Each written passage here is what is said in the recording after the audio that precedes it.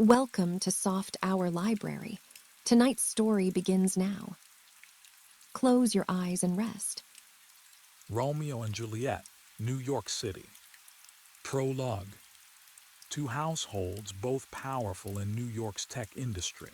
The Montagues and the Capulets, once friends, now bitter enemies. Their feud began 10 years ago over a failed business deal, and it has poisoned everything it touches. Their employees fight in the streets. Their children grow up learning to hate, and the whole city watches as this corporate rivalry threatens to spiral out of control. But from this ancient grudge, two young people will emerge, star-crossed lovers who dare to defy their families. Their story will be one of passion and tragedy, of choices made in haste and consequences that cannot be undone. This is the story of Romeo and Juliet. Act 1. Chapter 1. Saturday night in the meatpacking district. The bass thumps from inside the nightclub, vibrating through the summer air. Outside, under the neon lights, two groups face off on the sidewalk. Samson, one of the Capulet crew, sneers at the Montague guys across from him. "Montague trash," he mutters, just loud enough to be heard. Gregory, standing beside him, shifts nervously. "Bro, chill, not worth it." But Samson is feeling bold tonight.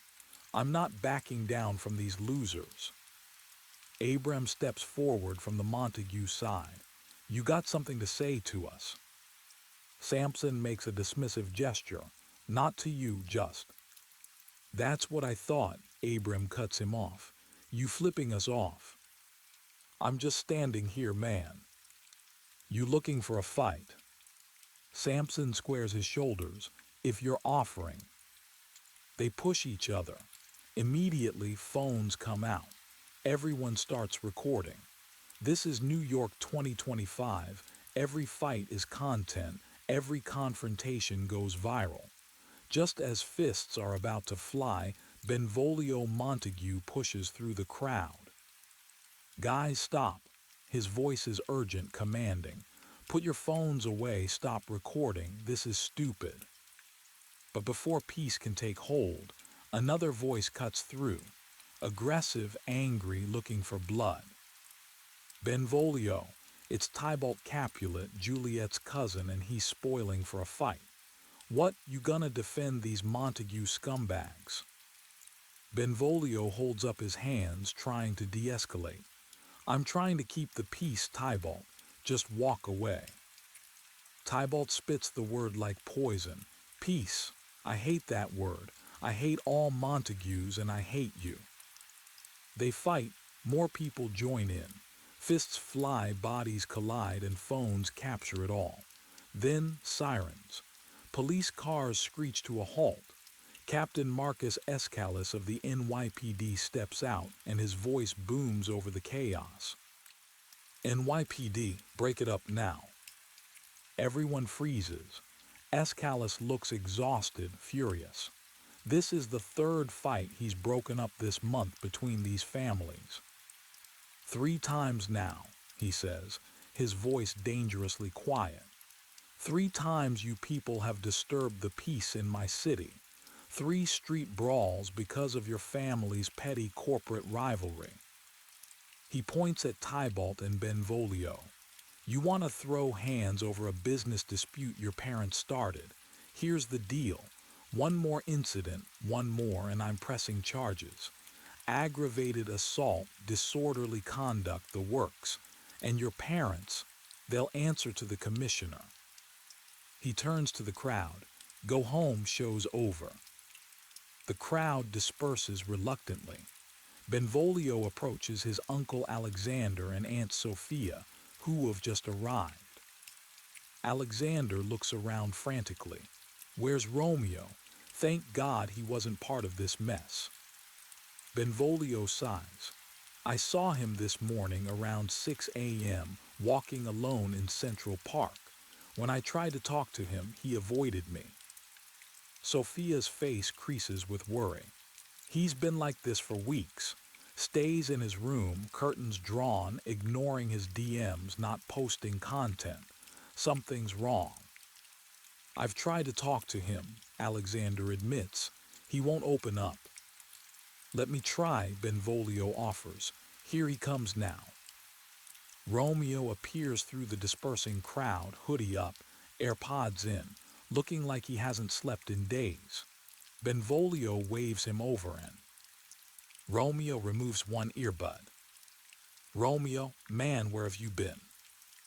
Romeo's voice is flat, walking, thinking, what time is it? Just past 9. Romeo groans. The day's already too long. Benvolio studies his cousin's face.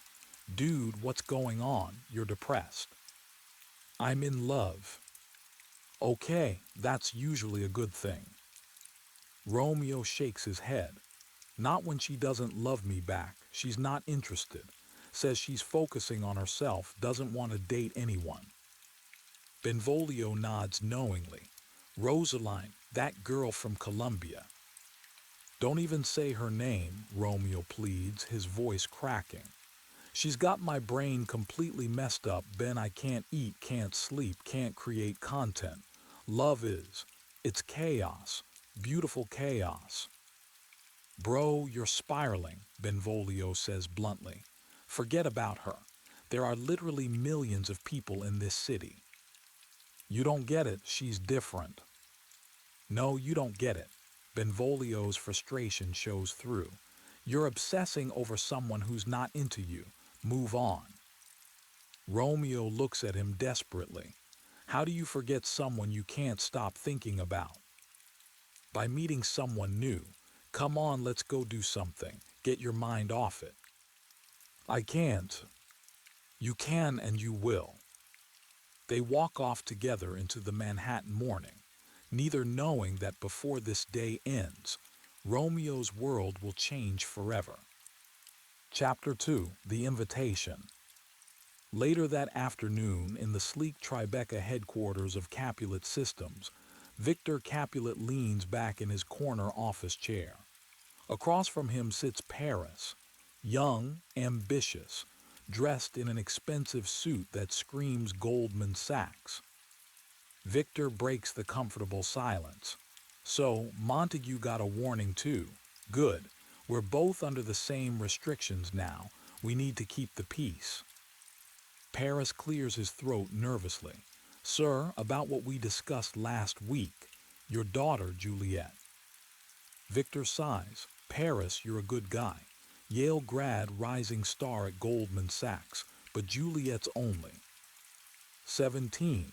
She hasn't even started college yet. I understand, but... Victor interrupts gently. Give it 2 more years. Let her experience life first. If you can win her heart, you have my blessing, but it has to be her choice. Paris nods respectfully. I respect that. Victor leans forward. Tell you what, we're having our annual product launch party tonight. Rooftop venue in Chelsea. Come by, meet her, talk to her. See if there's a connection. I'll be there, thank you, sir. Victor calls his assistant through the intercom. Send out the invitations. Everyone on the VIP list. Minutes later, on the street below, Romeo and Benvolio are walking when they encounter Capulet's assistant, a harried young man staring at his tablet in frustration. The assistant mutters to himself, Great, the app crashed. Now I have to manually text everyone. Romeo, ever helpful, approaches. Need help. The assistant looks up suspiciously. Can you read? Like, are you literate? Benvolio laughs. Is that a real question? Romeo smiles. Yeah, I can read. The assistant hands over his phone with relief. Thank God. Can you help me send these texts? The system's down. Romeo takes the phone and starts reading the list aloud. Michael Chen and family, the Anderson sisters, David Kim, Mercutio Washington and his brother, Uncle Capulet and daughters, Rosaline Edwards and Olivia Martinez, Thomas Capulet and his cousin Tybalt. He stops abruptly, looking up. Wait, this is a Capulet party. Yeah, tonight. Rooftop in Chelsea, the assistant confirms. Then his eyes narrow. You're not a Montague, are you? Benvolio jumps in quickly. No, we're neutral friends of friends. The assistant shrugs, already moving on to his next crisis. Cool. You helped me out, so you're invited. Open bar, DJ, influencer crowd should be lit. He hurries away. Benvolio grabs Romeo's arm excitedly. Dude, Rosaline's going to be there. Romeo shakes his head. I can't. Crash a Capulet party. Why not? You'll see Rosaline, realize she's not as perfect as you think, and finally move on. Trust me. This is a terrible idea. Benvolio grins. It's a great idea. We're going. Chapter 3, Juliet's World. Across town in the Capulet penthouse on the Upper East Side, Juliet sits at her desk drowning in college applications and SAT prep books. Her laptop glows with open tabs: Harvard, Yale, Columbia, NYU. She's so focused she doesn't hear Anna enter until her childhood nanny speaks. Juliet, your mother wants to talk to you. Juliet doesn't look up. About what? You'll see, come on. Alina Capulet sweeps into the room, elegant in her designer dress, every inch the successful tech executive's wife. Juliet, we need to discuss something important. Now Juliet looks up. If this is about my grades, I'm maintaining a 4.0. Her mother's tone is carefully neutral. It's not about grades, it's about your future. Have you thought about marriage? Juliet blinks, certain she misheard. Mom, I'm 17. I'm thinking about college, not marriage. Anna claps her hands together with delight. A marriage? Oh, sweetheart, I remember when you were just a tiny baby. Now look at you. Alina continues calmly. Paris has expressed interest in courting you. Paris, Juliet stands up. The finance guy, he's like 25. He's 23, successful, from a good family. Your father approves. Juliet's voice rises. But what about what I want? That's why we're talking, Alina says, her tone brooking no argument. You'll meet him tonight at the party. Just talk to him. Get to know him. No pressure. Anna adds helpfully, he's very handsome. I've seen his LinkedIn. Juliet looks between them both. I'll meet him, but I'm not promising anything. Alina nods, satisfied.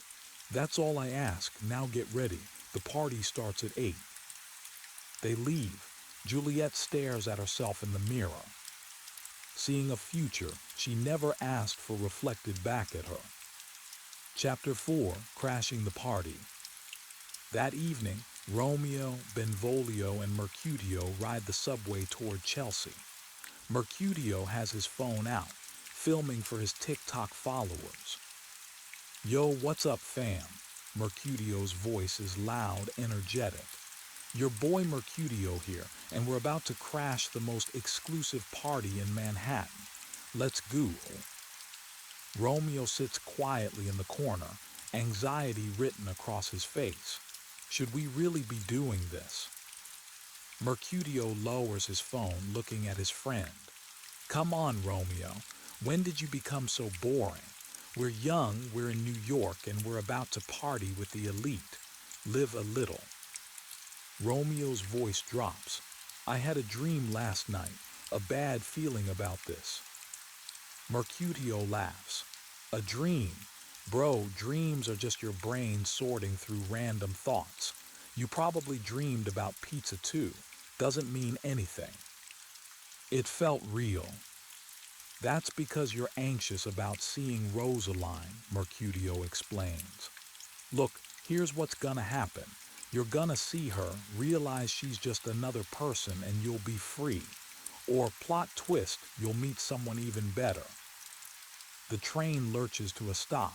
Benvolio stands. We're here, Chelsea, let's go. Romeo hesitates. I have this feeling, like something's going to happen tonight that changes everything. Mercutio pulls him up by the arm. That's called living, my friend. Now come on. They exit into the warm Manhattan night. 20 minutes later, they're on a rooftop in Chelsea that looks like something out of a magazine. LED lights pulse in time with the music. A professional DJ works the crowd. The Manhattan skyline glitters like a promise in the background. Influencers pose for selfies against every available backdrop. Victor Capulet works the room like the seasoned host he is. Welcome, welcome. Thank you all for coming to celebrate Capulet Systems' new product launch.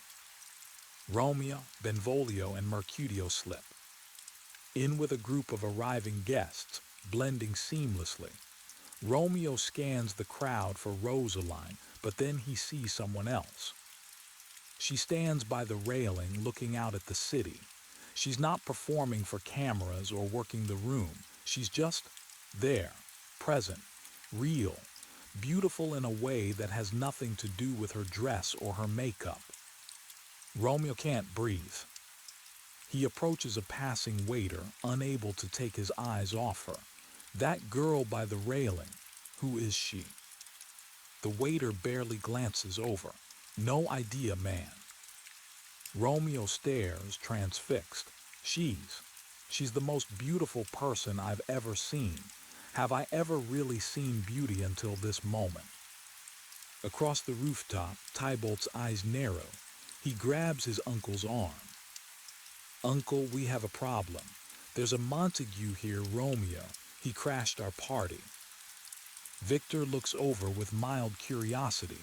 Where? Tybalt points. Over there, let me throw him out. But Victor shakes his head firmly. Leave him alone. What? He's disrespecting us. Victor's voice takes on an edge.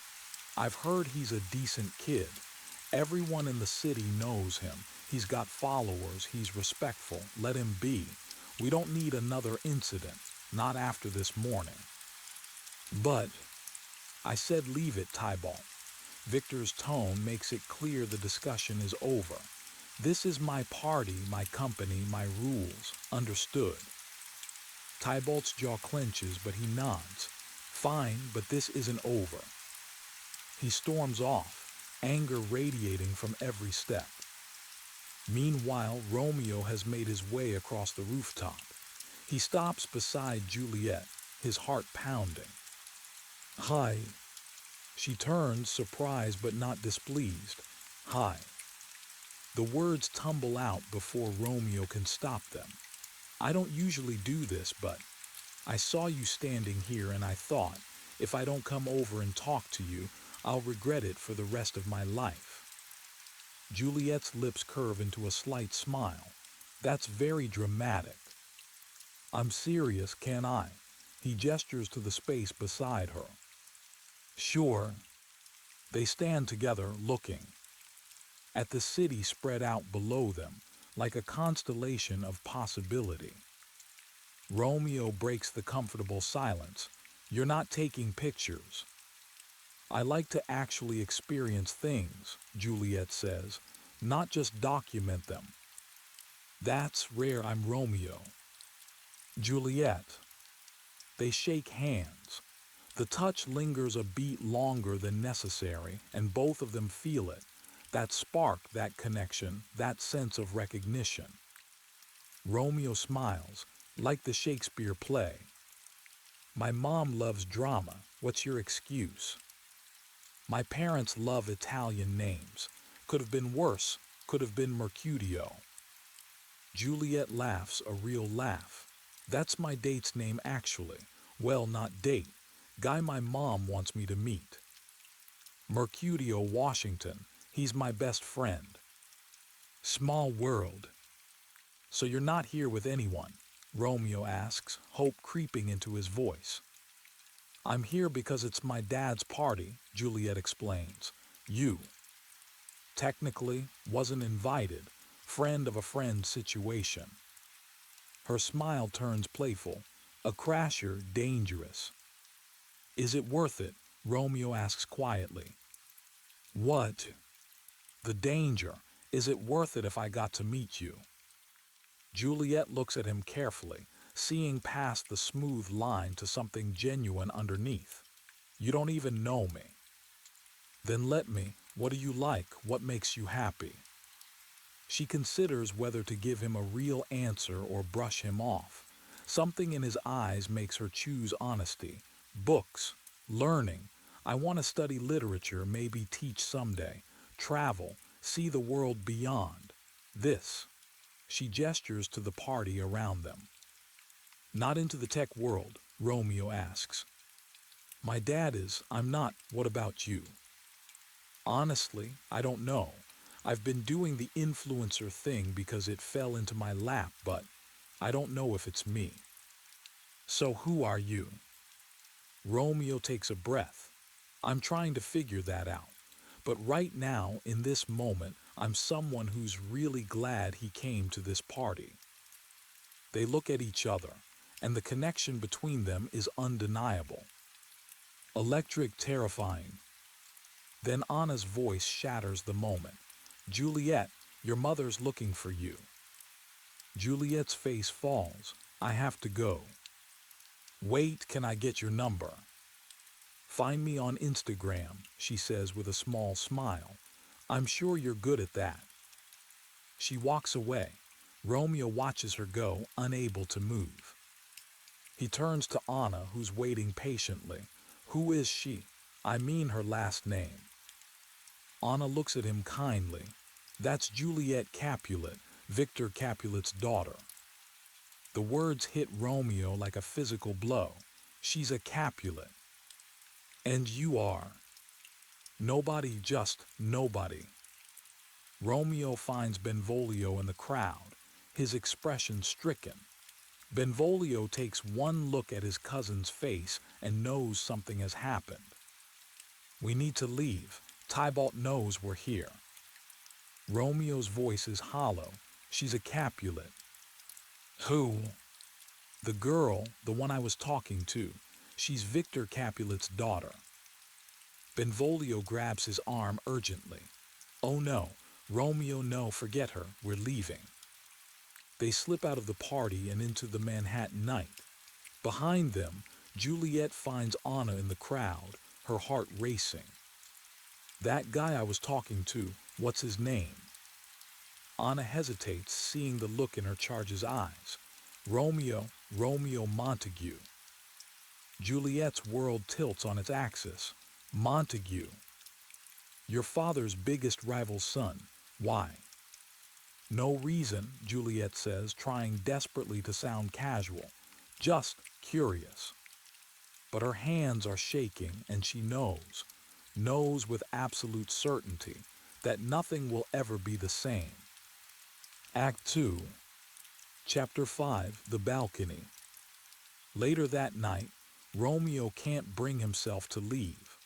While Benvolio and Mercutio head to a diner, he lingers in the shadows outside the Capulet building, looking up at the tower of glass and steel reaching into the dark sky. He whispers to himself, how can I leave when my heart's here? High above, Juliet steps onto her balcony with her phone. The city stretches out below her, but she only sees one thing, the memory of Brown. Eyes and a genuine smile. She starts typing a text message, deletes it, types again. The words won't come. Finally, she opens her voice memo app and starts talking, needing to process these impossible feelings. This is crazy, she says to the empty air. He's a Montague, this can't happen. She pauses, then continues. Why does he have to be a Montague? What does that even mean? It's just a name his parents gave him. It doesn't define who he is. Another pause, she laughs at herself. Romeo, if you weren't Romeo Montague, if you were just Romeo, Would that change anything? Would my family accept it? No. But would I feel differently? Also no. Her frustration bleeds through. A rose by any other name would smell as sweet, right? That's the line. God, I'm literally quoting Shakespeare about my own name. From below, Romeo's voice drifts up. Keep going, I'm listening. Juliet jumps, her phone nearly slipping from her hands. Oh my God, how did you? Fire escape. Romeo emerges from the shadows. I'm sorry, I shouldn't have. You can't be here. Her whisper is urgent. If my family finds you. I know, but I couldn't leave. Not without seeing you again. This is crazy. I know, Romeo agrees, moving closer. We just met. I know. And you climbed up here like some kind of stalker. Romeo smiles despite the situation. I know, but you were right. The name doesn't matter. I don't care that you're a Capulet. My family will care. Then we won't tell them, not yet. Juliet shakes her head. This is insane. Maybe, but tell me you don't feel it too. She's quiet for a long moment, and when she speaks, her voice is barely audible. I do. I feel it. But we barely know each other. So let's change that, Romeo urges, stepping onto the balcony properly now. Tell me everything. Your favorite book, your worst fear, what you want out of life. I want to know it all. And if I told you, what then? Then I'd tell you mine. And maybe we'd realize this isn't crazy. Maybe we'd realize this is the sanest thing either of us has ever felt. You don't even know me. Then give me a chance to. Juliet takes a shaky breath. My favorite book is The Great Gatsby. My worst fear is living a life I don't choose. And what I want is to be free to make my own decisions. Romeo nods slowly. My turn, the catcher in the rye. My worst fear is becoming someone I'm not to please other people. And what I want is standing in front of me right now. They look at each other, and the Manhattan skyline seems to fade away until there's nothing but this moment, this connection, this impossible choice. This is happening too fast, Juliet whispers. Or maybe it's happening exactly when it's supposed to. If we do this, if we pursue this, it has to be real. I can't play games with something that could hurt this badly. Romeo's voice is firm, sir. It's real. At least for me it is. For me too. So what do we do? We're careful, we're smart. We figure this out together. Romeo smiles. Together, I like that. Meet me tomorrow. There's a coffee shop on Bleecker Street, the Gray Dog, noon. I'll be there. You should go before someone sees you. One more minute, Romeo pleads. One more minute then. They stand looking at each other, neither wanting to break this spell. Then Anna's voice calls from inside the apartment. Juliet, who are you talking to? Juliet turns quickly, just on the phone, coming. She looks back at Romeo with urgency. Go. Tomorrow noon. Tomorrow. Romeo climbs back down the fire escape, moving quickly but carefully. Juliet watches until he reaches the ground safely, then presses her hand to her chest, feeling her heart race. She goes inside, a smile on her face despite the impossibility of it all.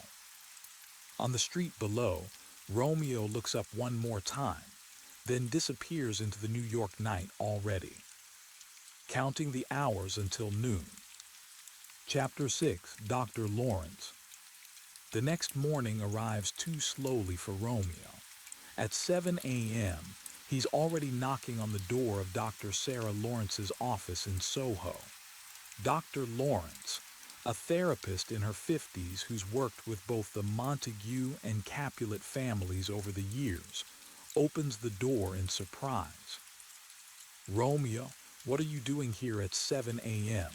I don't have appointments until 9. Romeo steps inside, unable to contain his energy. I know, I'm sorry. I needed to talk to someone. Is everything okay? Your parents are fine. Everyone's fine, better than fine. Romeo runs his hand through his hair. I met someone. Dr. Lawrence sits down, gesturing for him to do the same. That's wonderful, Rosaline finally. Not Rosaline, Romeo interrupts. Someone else, someone I met last night. Last night, Dr. Lawrence's eyebrows rise. Romeo, you were just telling me about Rosaline last week. I know how it sounds, but this is different. When I was with Rosaline, I was in love with the idea of being in love. This is real. Tell me about her. Romeo's face lights up in a way Dr. Lawrence has never seen before. She's smart, genuine, beautiful. We talked for maybe 20 minutes and it felt like I've known her forever. That's called chemistry, Dr. Lawrence says carefully. It's a good start, but there's a problem. Romeo's expression clouds. She's Juliet Capulet.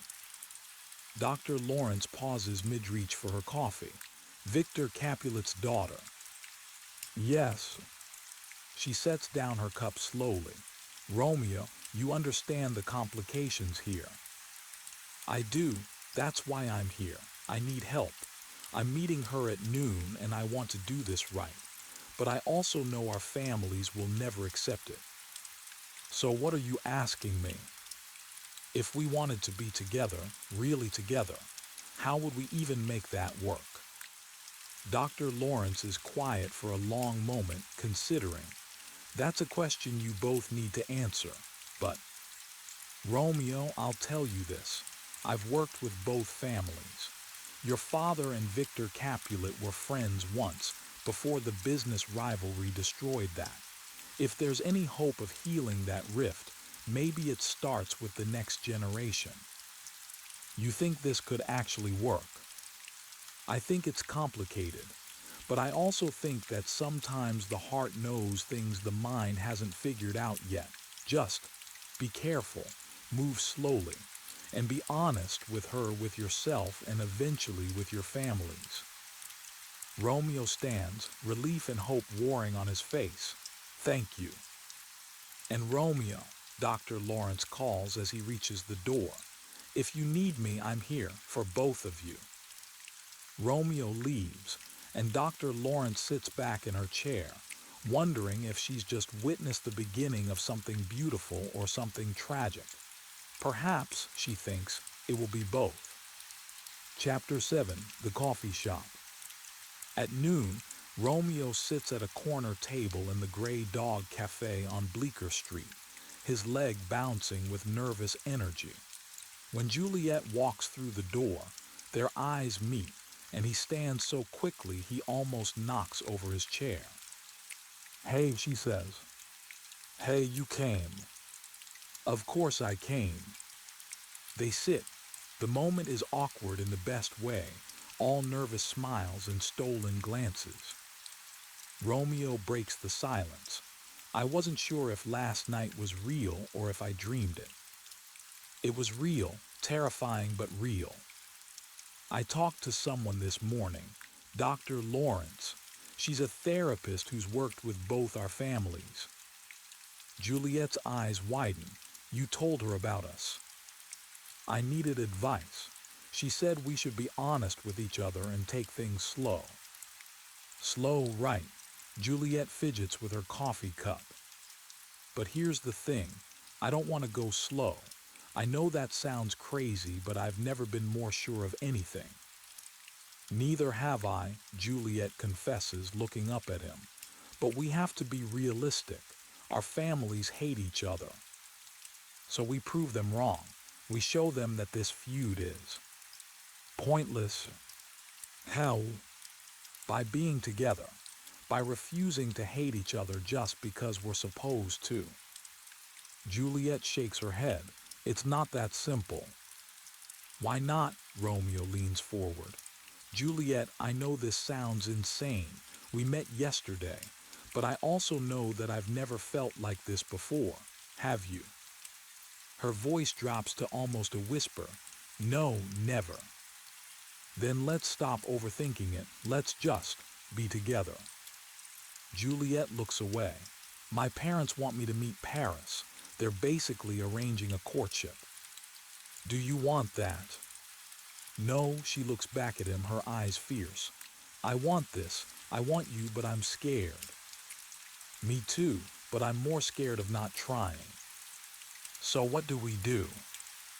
Romeo takes a deep breath and the words come out before he can second guess himself. We make a choice. Right now, we decide if this is worth fighting for. Juliet's pause feels like an eternity, then she nods slowly. It is, you are. Then let's make it official. Not for our families, not for anyone else, just for us. What do you mean? I mean, Romeo reaches across the table and takes her hand. Will you marry me? Juliet stares at him like he's lost his mind. What? I know it sounds crazy. It's completely crazy. But it's also the only way. If we're married, they can't force you to be with Paris. They can't keep us apart. Romeo, we've known each other for less than 24 hours. I don't care, I love you. You don't even know me.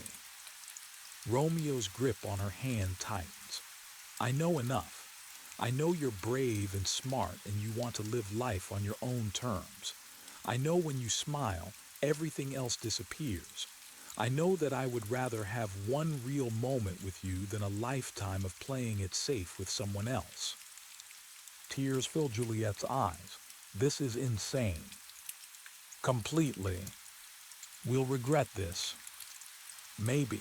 Or maybe we'll look back and realize this was the best decision we ever made. The cafe bustles around them, other couples talking, baristas calling out orders, the hiss of the espresso machine. But in their corner, time stands still. Finally, Juliet whispers, okay. Okay. Yes, let's do it. Let's get married. They hold hands across the table, both terrified and exhilarated and absolutely certain. Dr. Lawrence, Romeo says, she could help us make it official. When? Today, now, before we change our minds. Juliet laughs nervously, tears still in her eyes. Oh God, okay, let's go. They leave together, hand in hand, walking toward their future with no idea how short that future will be.